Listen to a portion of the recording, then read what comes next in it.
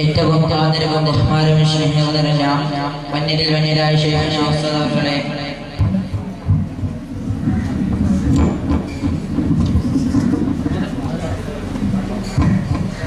മറ്റു ഉസ്താദുമാരെ, അധ്യക്ഷ പീഠ അലങ്കരിക്കുന്ന അധ്യക്ഷരെ, ഭക്തന്മാരെ, അസ്സലാമു അലൈക്കും.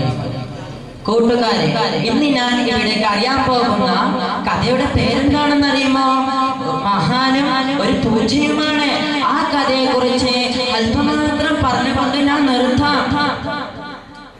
ഒരിക്കൽ പണ്ടുകാലത്ത് ജീവിച്ചിരുന്ന ഒരു വലിയ മഹാന്റെ കഥയാണിത്.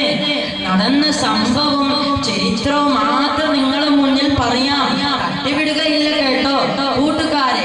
നോളജ് സെറ്റിയും ജിന്നിന്റെ പുറമെ ആഷിഖ് റസൂലും അങ്ങനെ എല്ലാമായിട്ടും ഒരു ദിവസം മഹാനവറുകൾ പള്ളിയിലേക്ക് പോകാൻ നോക്കുമ്പോൾ പടച്ച റബ്ബേ, അപ്പോഴൊരു പുകില് എന്താണെന്നറിയുമോ?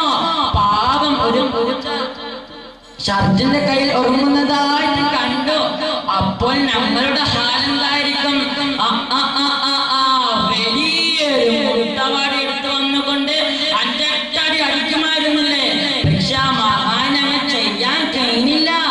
എന്താണെന്നറിയുമോ?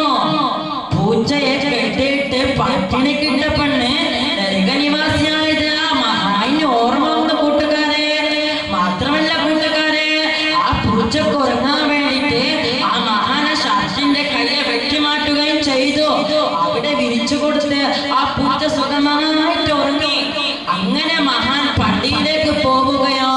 പോയി തിരിച്ചു വരുന്ന സമയത്ത് എന്തൊരു കാരുണ്യമല്ലേ, ആ പൂച്ചന്റെ വഴിക്ക് പോയിരിക്കുന്നു. അപ്പോൾ നമ്മുടെ ഹാലെന്തായിരിക്കും? പക്ഷെ ആ മഹാനിനൊരു കുലക്കവും ഉണ്ടായിട്ടില്ല. മാത്രമല്ല, അപ്പോൾ വെട്ടിമാറ്റിയ കയ്യെ അപ്പോൾ തന്നെ തുന്നിച്ചേർക്കുകയും ചെയ്തു. ഇനി എല്ലാ പ്രാണികളോട് കാണിച്ച കാരുണ്യത്തെ കുറിച്ച്